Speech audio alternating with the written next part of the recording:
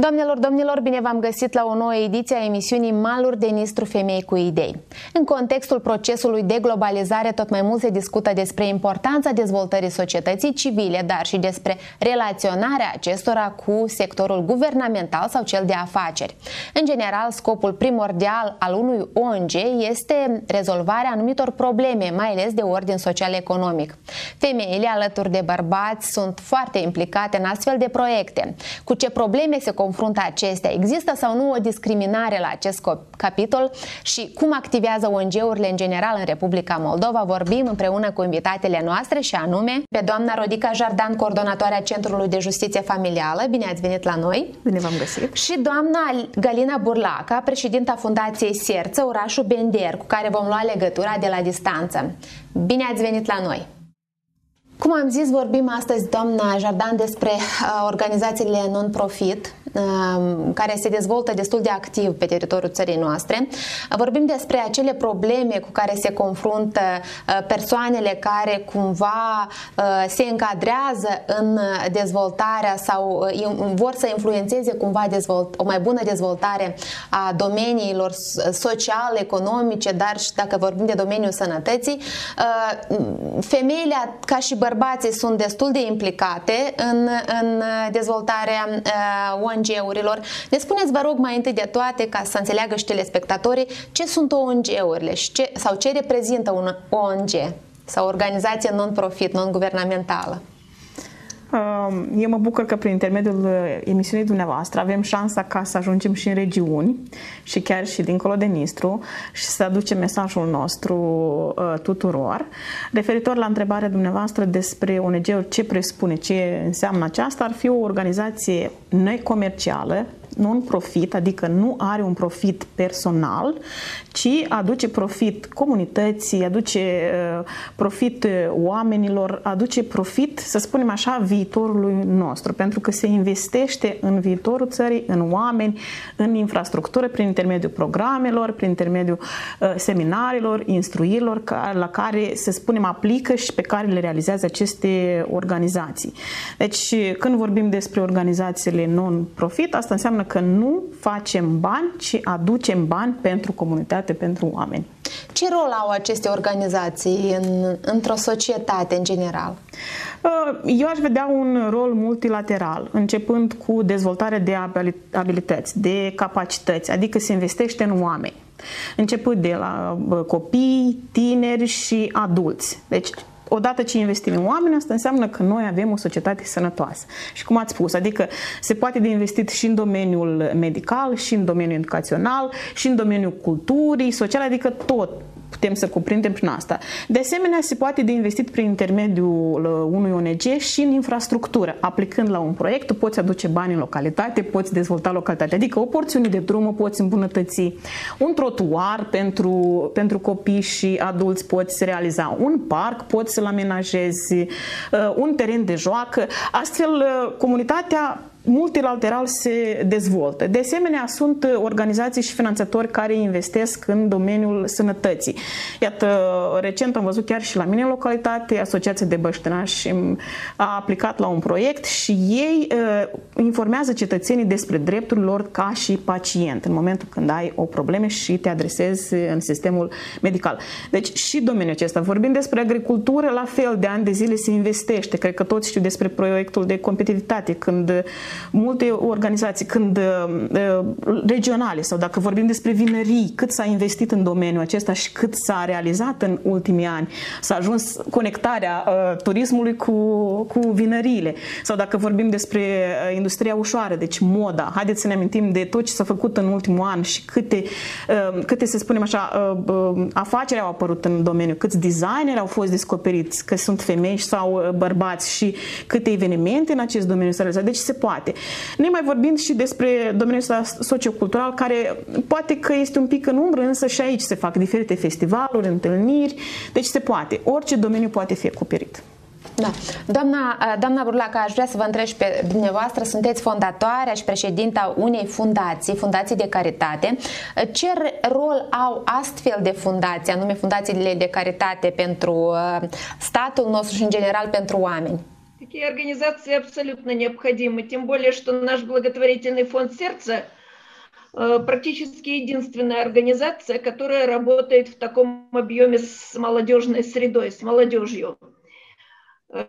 Дело в том, что просто реализовывать проекты, наверное, практически любая неправительственная организация этим занимается, но у нас в основном все основывается на волонтерской деятельности.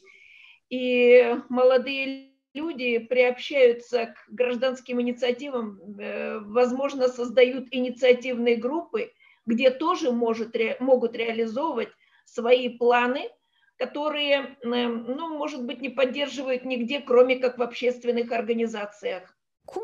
Doamna Jardan, cum își aduc aporturile organizațiile non-profit în dezvoltarea și evoluția statului de drept?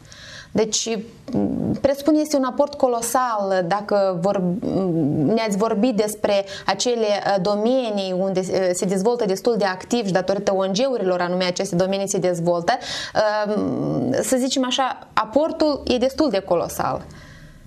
Dacă vorbim despre statul de drept, cred că aici este vizibilă activitatea ONG-urilor din mediul urban, în special din Chișinău. Vorbim despre think tank-uri, vorbim despre organizații mari, cum ar fi Promolex, Centru Contact, Adept și cred că numele sau lista poate continua.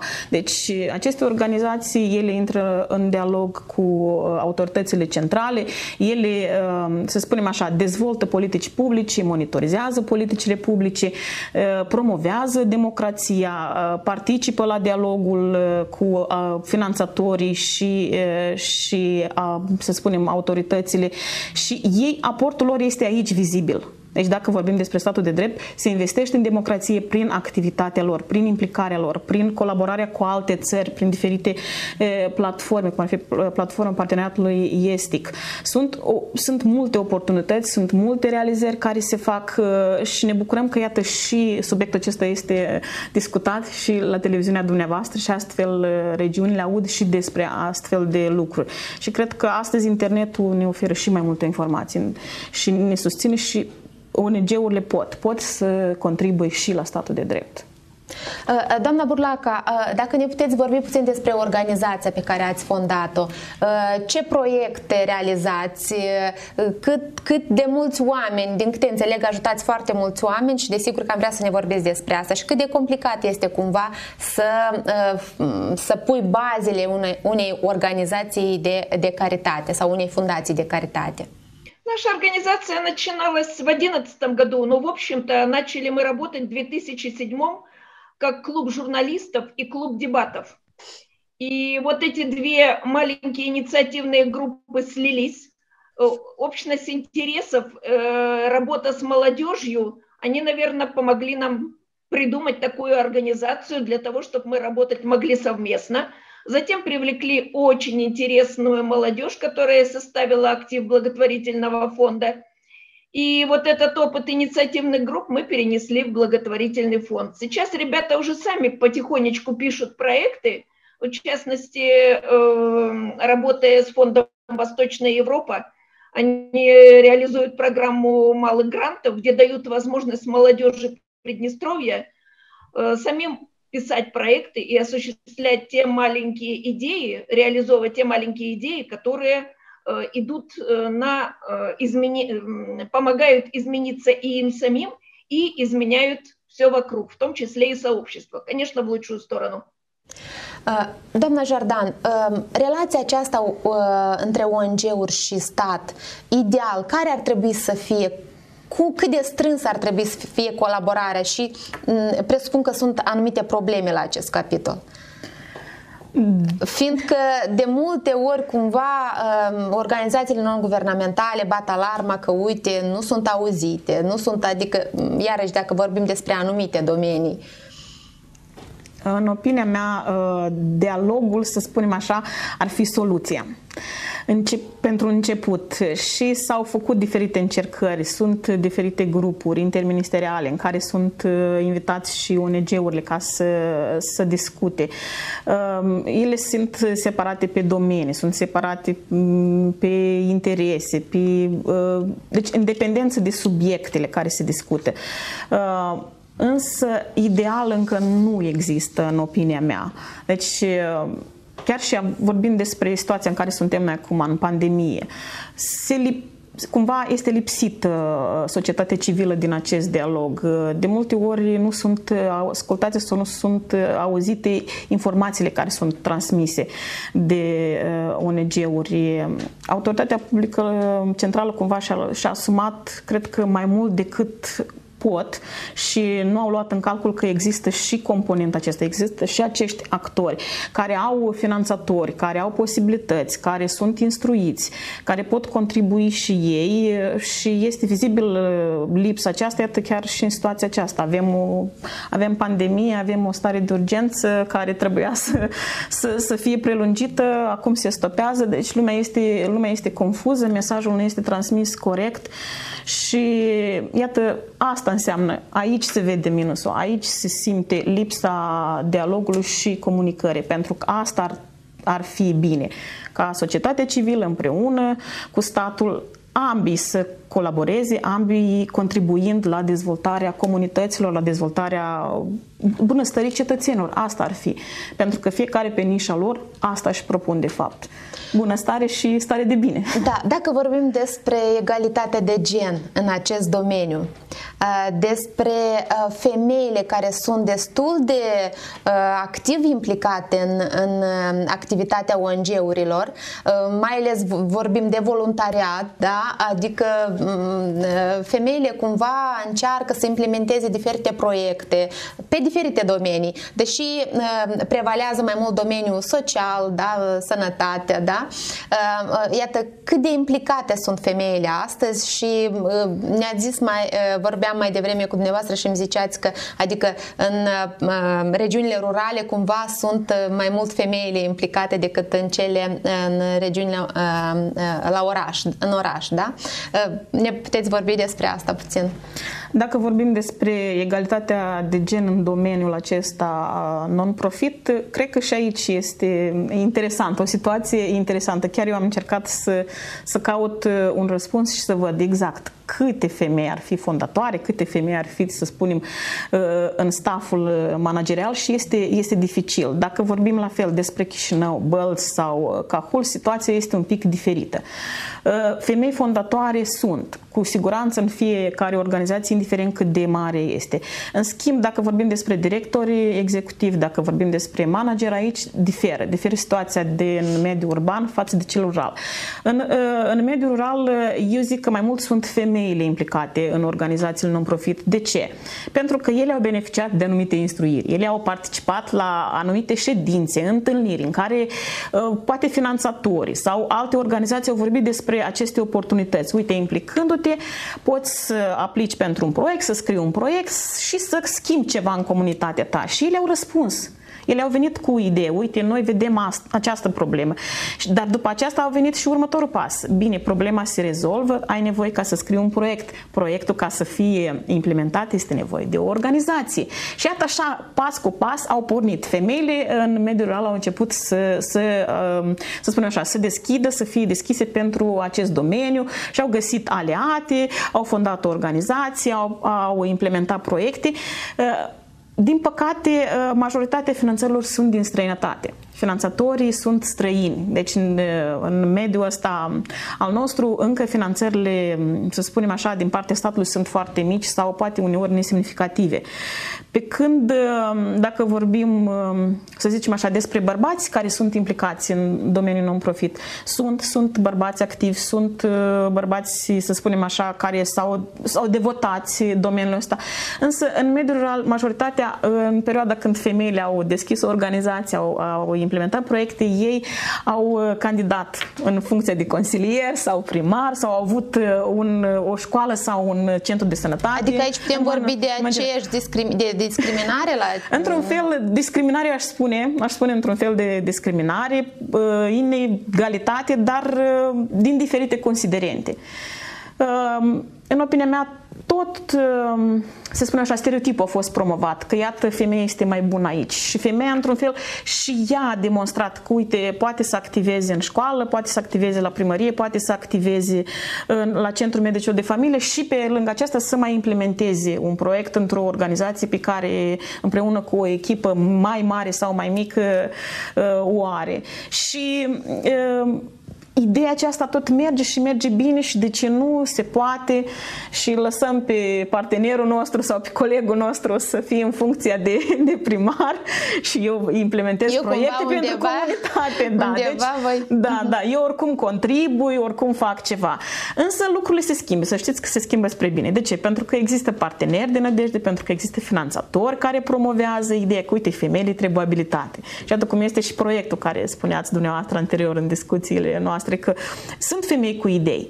Ele trebuie încurajate, ele trebuie înțelese și cumva motivate că, uite, dincolo de organizație, dincolo de locul tău de muncă, tu poți să aderi și în alt domeniu. Tu poți să aplici, să devii o consilieră, tu poți să devii o directoare de instituție, tu cu același succes poți să conduci un centru a medicilor de familie. De ce nu? Deci se poate. Doamna Burlaca, aș vrea să vă întreb și pe dumneavoastră, dacă vorbim despre regiunea transnistreană, cât de greu este pentru o femeie, iată, dacă vorbim de dumneavoastră, care conduce o organizație non-profit, o fundație de caritate, și ce probleme întâmpinați atunci când cumva poate vă adresați în structurile administrative după un anumit ajutor? Dacă sunt astfel de проблемы.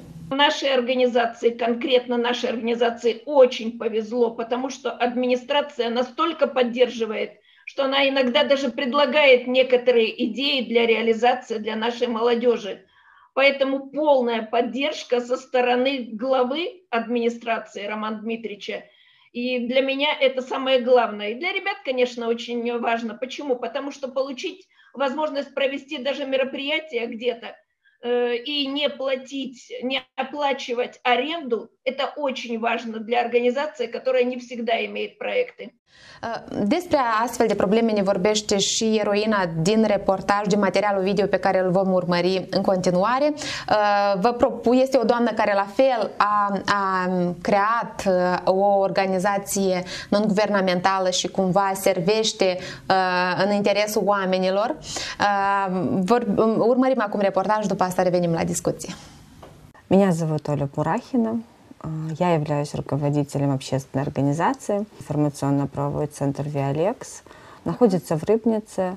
Существует организация с 2015 года, то есть в данный момент нам 6 лет. Наверное, я всегда отличалась желанием и готовностью заняться каким-то активизмом.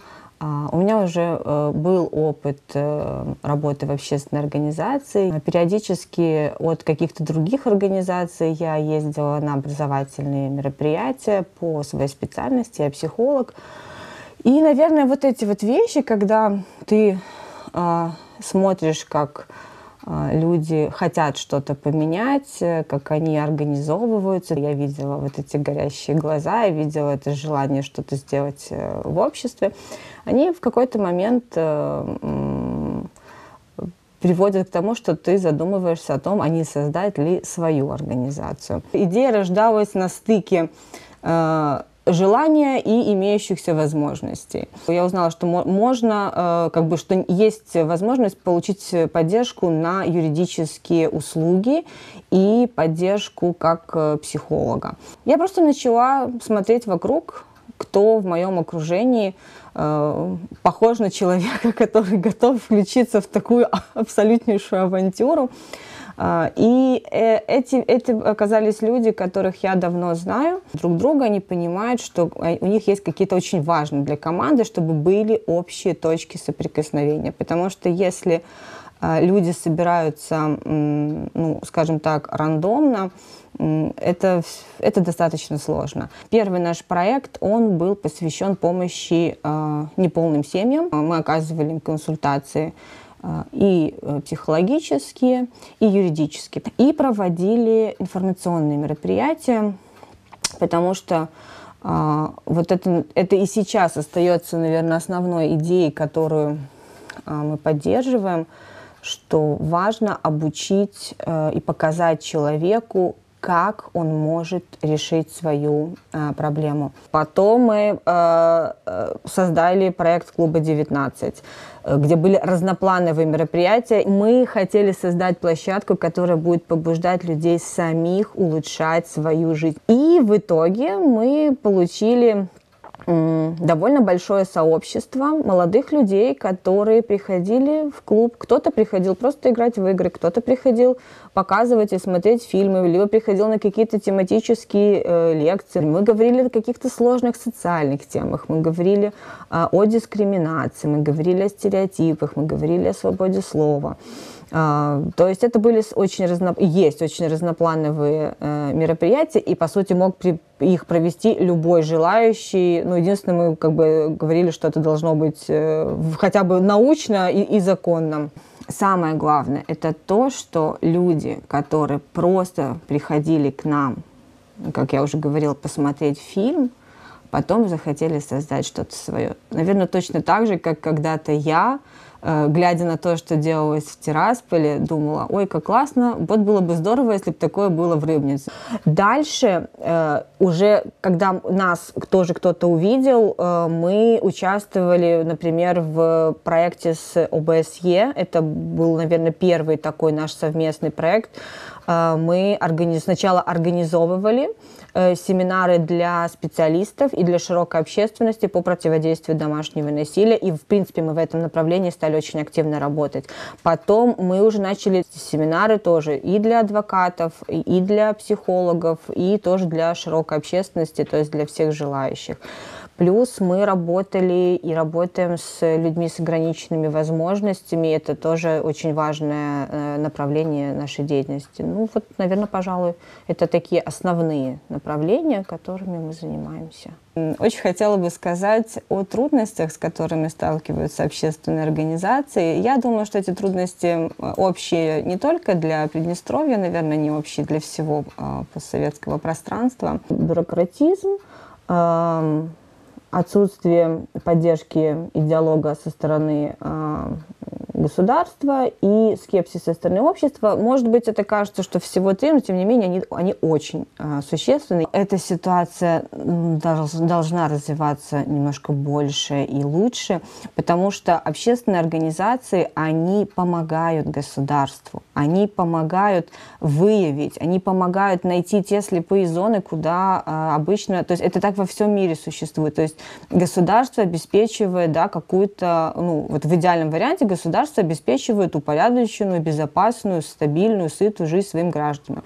Естественно, что этот процесс очень большой, и где-то возникают вот такие скрытые проблемные места. И обычно именно общественники, именно активисты — это те люди, которые говорят: ребята, вот здесь все классно, а вот здесь у нас есть, например, проблема. Меня очень часто спрашивают о том, почему я этим занимаюсь. Я более чем уверена, что когда-то это был один из самых верных шагов в моей жизни. Могу ли я назвать себя успешной? Потому что вот классный вопрос же заключается в том, что такое успех. Если успех делать то, что ты любишь, то да. Если успех — это делать что-то, что важно для других людей, да. Встречаться с людьми, которых ты любишь, ценишь, уважаешь, то тоже да. То есть в данный момент я в гораздо большей степени определяю свою жизнь. Для меня это очень ценно. И так как я могу это делать, то есть я решаю, что я буду делать следующим шагом, не на 100%, но в очень большой stepeni, я считаю, что да, это успех. Iată, vedem o istorie frumoasă, o doamnă care a venit cu ideea și împreună cu cunoștințele, prietenele, da, și prietenii din cercul, da, de cunoscuți, să zicem așa, iată, a implementat această idee în practică și ajută lumea cumva. Ce puteți să ziceți despre exemplu acestei doamne? Cred că este la fel și dacă ne uităm și în țările din jurul nostru, și în Ucraina, și în România, este la fel și la mine în localitate și cred că în majoritatea localităților din țară. Avem o idee, ne adunăm cu cei pe care îi cunoaștem și haideți să punem umără, haideți să facem și astfel îți alegi aliații. De ce? Pentru că tu te gândești că va avea de profitat nu doar familia ta, dar va avea de profitat o întreagă comunitate. Și ceea ce a spus doamna este adevărat.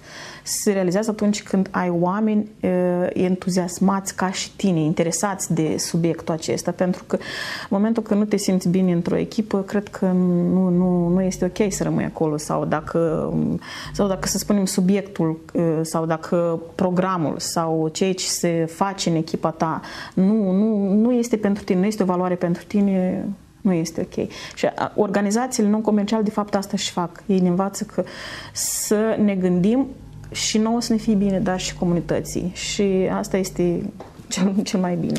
Iar despre ceea ce mi-ați întrebat anterior, care ar fi, să spunem așa, problemele cu care se confruntă ONG-urile, dacă facem asociație iarăși de mediul urban, în mediul rural, să spunem că ar fi lipsa de dialog cu autoritățile locale, pentru că nu totdeauna găsesc aliați în primari, în consilieri, doamnele sau domnii care implementează un proiect. De multe ori organizațiile non-profit sunt percepute ca, să spunem, cei care profită, și recent chiar a fost un caz în presă, cred că toți îl cunosc, când un partid politic a promovat pe cineva care a scris și un volum despre acest lucru, cât rău poate să aducă o organizație non-profit. Și iată, aici iarăși s-a pierdut un pic din încrederea populației și astfel proiectul dumneavoastră și organizații non-profit cred că au șansa ca prin intermediul emisiunii noastre să iasă la rampă, să vorbească, să spună despre ceea ce fac și să arate lumii că nu doar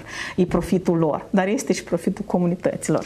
Doamna Burlac, aș vrea să vă întreb și dumneavoastră dacă v-ați regăsit cumva în istoria eroine din reportajul nostru. Vă aduceți aminte cum a fost primele începuturi când ați pus bazele fundației? Я до создания своего благотворительного фонда, нашего благотворительного фонда, работала в фонде благотворительном, который назывался «Планета детей». Он занимался тем, что продвигал детей талантливых. Это вокалисты, художники, композиторы, изобретатели и прочее. И меня это настолько вот захватило, что я поняла, что не каждый ребенок имеет возможность где-то показать свои таланты. И вот в частности, например, сейчас мы устраиваем мероприятие по прямому эфиру, где презентуем молодые таланты Приднестровья. И осуществляем мы наш проект, небольшой проект, совместно с организацией из Кишинева. Domnul Jordan, mai există așa un stereotip, poate, nu știu, așa niște păreri, idei că, uite, cumva organizațiile astea non-profit sunt așa mai mult conduse de femei, că, uite, așa, femei sunt persoane cu idei feministe, da, adică și cumva rămân în umbră bărbații aici și cât de adevărat este și de ce se creează astfel de păreri? Astfel de păreri apar în momentul când nu suntem informați. Pentru că dacă deschidem, să spunem așa, Wikipedia sau căutăm orice informație pe internet și o să vedem ce de fapt înseamnă feminismul, de fapt feminismul nu înseamnă că bărbații sunt cumva scoși din această ecuație. Nu. Feministele de-a lungul istoriei de fapt au luptat ca anumite inegalități care le-au observat să fie schimbate, să fie înlăturate. Și dacă vorbim chiar, m-ați provocat și m-am început să găsesc și eu informații despre feministele care au fost la noi, să spunem așa, în Basarabia. Și am fost foarte plăcut impresionată că de fapt și de drept feministe au fost femeile care au condus liceele și astfel au ajutat ca alte fete și femei să beneficieze de educație și să devină independente. Că avem o feministă care a fost, să spunem așa, o membră a Sfatului Țării și asta a contribuit ca noi să fim o țară unită și să avem alte seturi de valori. Că feministele au fost, de fapt, doamnele și domnițele de viță nobilă care au investit banii familiei în școli, în localități, în comunități și atât datorită investițiilor au fost multe comunități dezvoltate și discipolii lor la fel au continuat acest lucru. Că feministele să spunem așa, din arealul nostru românesc au condus spitale, că au fost și au lucrat în timpul războaielor în Crucea Roșie și au ajutat răniții pe câmpurile de luptă. Deci feministele de fapt și de n-au făcut nimic rău, pur și simplu au atras atenția că existăm și noi femeile și datorită feministelor noi de fapt femeile votăm astăzi. Doamna Burlaca, care sunt proiectele cele mai reușite din punctul dumneavoastră de vedere, dacă vorbim despre activitatea dumneavoastră? Atunci când ați colaborat, wow, super ok, cu administrațiile publice, când ați ajutat foarte ușor oameni, când foarte ușor ați obținut acele privilegii la care ați pretins? Есть такие два направления. Во-первых, наш фонд начинался с того, что мы решили помогать социально незащищенным молодым людям. В частности, это люди с ОВЖ.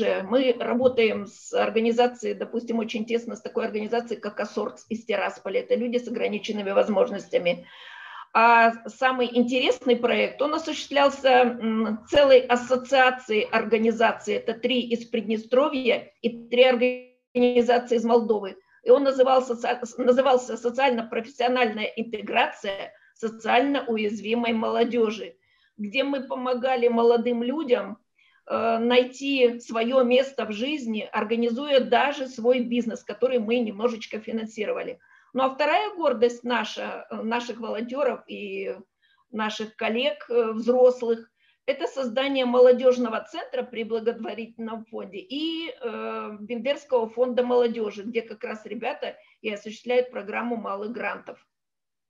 Это действительно здорово, потому что когда у молодых есть место, куда они могут прийти и осуществить что-то свое, и сказать, что я умею, я знаю, и я это могу сделать, это очень важно. Человек становится уверенным в жизни, и он потом идет по этой жизни со ступеньки на ступеньку все выше. Pe final de emisiune aș vrea să vă întreb, poate veniți cu un sfat către doamnele care vor să se implice în astfel de proiecte, organizații, cumva să se manifeste, da, să vină, să-și aducă aportul cumva în folosul societății. Deoarece aceste proiecte, acesta este scopul primordial al proiectelor elaborate de ONG-uri. Eu cred că este foarte simplu. Dacă îți dorești, poți să găsești, poți să citești sau să fii invitată în comunitate la o activitate. Important este să dorești. Și de ce eu chem toate doamnele, domnișoarele să răspundă la prima chemare, la o invitație care se face, să nu o vadă ca pe o simplă pierdere de timp. Și când spun despre doamne și domnișoare este foarte, foarte concret. De exemplu, dacă vorbim despre eleve și elevi care sunt astăzi la liceu, chiar și online există o multitudine de instruiri pentru tineri, începând cu dezvoltarea personală și finalizând cu antreprenoriat. Dacă vorbim despre doamne, la fel, astăzi platformele Skype sau Zoom sau oricare opțiune pe care ne-o permite telefonul mobil sau calculatorul, la fel, o putem utiliza pentru diferite întâlniri și ședințe. Pentru că astăzi în comunitățile rurale au apărut încă noi entități pe lângă, să spunem, pe lângă cele existente. Astăzi sunt asociațiile de băștinași care practic colaborează și cu diaspora noastră care este peste hotare și ei susțin proiectele care se implementează de către autoritățile publice locale și de către echipele acestor asociații. Astfel, noi, fiecare cetățean care suntem membru a unei comunități, noi putem să contribuim, noi putem să participăm, să amenajăm teritoriile, să realizăm un proiect pentru grădinițe, pentru parcuri, pentru școli, pentru orice. Dacă vorbim despre grupurile de acțiuni locale, acolo este o altă situație și mai interesantă. Deci grupul de acțiuni locale acolo cuprinde, să spunem așa, o multitudine de actori locali. Acolo sunt și antreprenori, acolo este și diaspora, acolo sunt și școlile, acolo este și autoritatea publică locală și iată, ei împreună la fel beneficiază de o multitudine de instruiri, o multitudine de invitații la evenimente, de proiecte. Apropo, orice membru a unei comunități care face parte dintr-un grup de acțiune locală, deci pot să scrie un proiect, pot să-l câștigi. Este un concurs deschis, logic, treci prin, să spunem, emoțiile acestui concurs. Deci astăzi femeile au unde merge. Știu că există și grupuri de persoane, să spunem, adulte care deja au ajuns în perioada de pensionare și care își doresc să aibă cluburi de interese. Deci se organizează, chiar și online sau în grupuri mai mici. Se adună, merg la cimitir, merg la un monument în localitate. Deci activitățile se fac. Ideea este, invitațiile vin, important doar să răspundă. Asta vă doresc, stimate doamne și domnilor. Răspundeți. Asta vă doresc, stimați domni și băieți. Răspundeți chemărilor, pentru că astăzi poți să-ți construiești ziua de mâine. Da, mulțumesc. Doamna Jordan, și dumneavoastră faceți parte dintr-o organizație non-guvernamentală. Ne povestiți despre ce este vorba, da? Adică la fel mai multe femei au creat această organizație și despre ce este vorba. Fiindcă la fel ați fi un exemplu pentru doamnele care ne privesc să vadă despre ce e vorba și poate cineva ar vrea cumva să facă parte din proiectul. Da, pentru cei care nu mă cunosc, și eu am studii pedagogice, de fapt și de drept am activat în calitate de profesoară de engleză și română. În schimb, domeniul ăsta asociativ tot timpul mi-a fost mai aproape de suflet și m-am gândit că eu, dincolo de școală, de activitatea copiii, pot să ajut și comunitatea. Și așa m-am implicat, de lungul anului am activat în diferite proiecte, iar astăzi sunt în echipa Fundației TEI2 Moldova și a Asociației împotriva violenței Casa Mărioare, care împreună și în parteneriat cu Ministerul Afacerilor Interne, finanțați de Ambasada SUA prin ANL, deci noi vom crea un centru de justiție familială. Ce înseamnă aceasta? Este un centru în care victimele violenței în bază de gen și violenței sexuale vor beneficia de un set de servicii sub același acoperiș. Deci nu va fi ca un fel de ghișeu unic. Nu vor merge pe la fiecare instituție, pe la fiecare agenție în parte. Deci în momentul când poliția va prelua cazul lor, vor fi aduse la noi în centru sau personal vor suna și ne vor contacta, vor veni la noi la centru și noi vom aduce servicii la lor. Deci noi le vom oferi și asistență socială și psihologică. Noi vom, în funcție de caz, vom contacta și le vom conecta cu procurorii, vom contacta și vom conecta cu medicina legală. Deci noi le vom oferi tot setul de servicii care va fi nevoie în funcție de gravitatea cazului. Nu cum este astăzi, de exemplu, când femeia este obligată să meargă pe la mai multe instituții și astfel ea repovestește, retrăiește, să spunem, toată situația și toate problemele cu care se confruntă. Noi ne propunem ca să nu le revictimizăm. Noi ne propunem ca, într-un fel, să le ajutăm, să le asistăm și mai departe să colaborăm cu alte organizații pentru a fi preluate și să se ofere o asistență mai complexă. Din organizația în care faceți parte, e o colaborare și bărbații se implică cumva și femeile, cot la cot sau mai mult totuși femeile, având această durere, mai ales dacă vorbim despre violența asupra femeilor, cumva poate ele se implică mai mult. Da, într-un fel, ca să fie așa, nici nu știu, amuzant sau nu, oricum ne-am adunat un grup de femei și putem fi percepute ca și feministe în ambele organizații partenere. În schimb, echipa de peste ocean, nu, avem un director care este bărbat și care crede că, într-adevăr, noi putem să combatem și să prevenim acest fenomen. Dacă vorbim despre partenerii noștri locali care ne vor oferi și ne vor susține, să spunem, în implementarea acestui proiect, cum ar fi Inspectoratul General al Poliției sau Ministerul Afacerilor Interne, aici automat sunt mai mulți bărbați și ceea ce este important este că bărbații aceștia sunt sensibilizați, cunosc subiectul. Practic, zi de zi lucrează în domeniul ăsta și componenta aceasta de violență și în special violență în bază de gen și sexual nu este pentru ei un lucru apărut așa peste noapte. Deci se lucrează, ei sunt alături de noi, sunt partenerii noștri de nădejde și noi sperăm să avem alături pe mai mult timp. Doamna Burlaca, la fel, un sfat poate din partea dumneavoastră pentru femeile care vor să se implice la fel în astfel de проекты? Знаете, мне как-то моя коллега сказала, вот я почему не всегда могу выйти на встречу с кем-то, потому что очень много вебинаров и очень много обучающих тренингов посещаю. И она мне тоже сказала, говорит, слушай, сколько можно учиться? А учиться, наверное, нужно всегда. Если ты хочешь создать организацию, для этого нужно очень много знать. Я не говорю, что я знаю все. Именно поэтому я учусь. Но если иметь только одно желание, это мало. Нужно знать как, тем более, что сейчас очень много организаций, ну, есть какая-то, может быть, конкуренция. Поэтому нужно много учиться и иметь страстное желание изменить себя и то, что ты вот видишь вокруг. И все получится. Vă mulțumesc tare, tare mult pentru participare. Vă mai așteptăm la noi și cu alte ocazii. Doamnelor și domnilor, mulțumim pentru atenție. Atât pentru astăzi. La revedere. Rămâneți cu Canal Regional.